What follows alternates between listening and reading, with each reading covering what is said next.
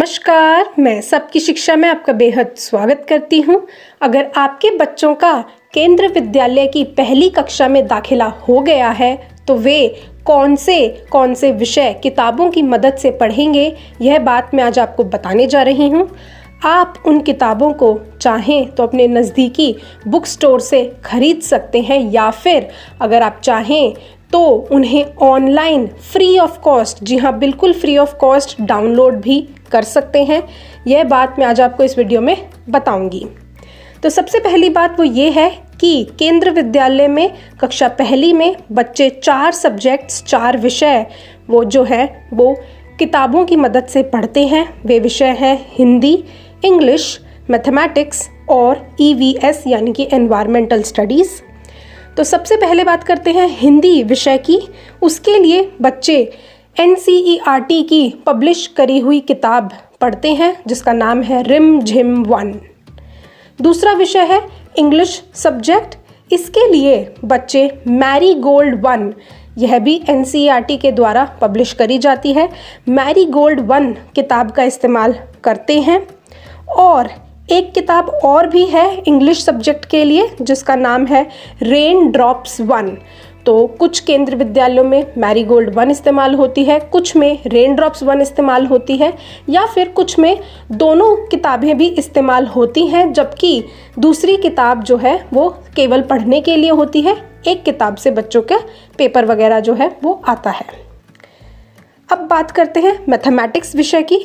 तो इसके लिए बच्चों को मैथ मैजिक 1 किताब से पढ़ाया जाता है।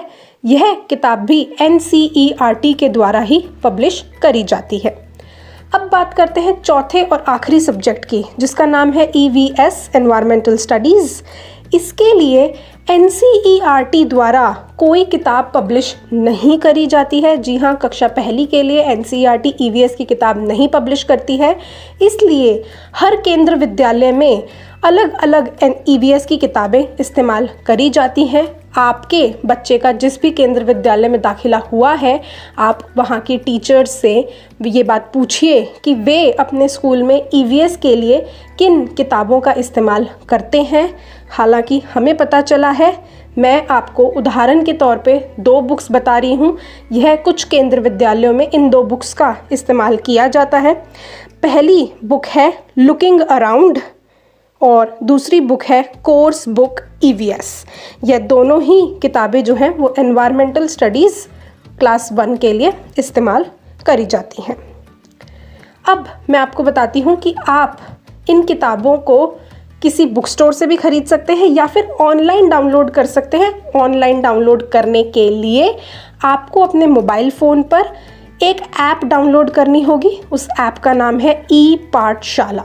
इस ऐप को आप अपने गूगल स्टोर से, ऐप स्टोर से, प्ले स्टोर से जो है वो डाउनलोड कर सकते हैं अपने मोबाइल फ़ोन में, टैबलेट में या कंप्यूटर्स में। और वहाँ पर जाकर आप इन किताबों को पढ़ सकते हैं, डाउनलोड कर सकते हैं और इनका इस्तेमाल कर सकते हैं। अब मैं आपसे इजाज़त चाहूँगी। सबकी शिक्षा को सब्सक्राइब करना ना भूलें और घंटी का निशान भी ज़रूर दबाएं। धन्यवाद।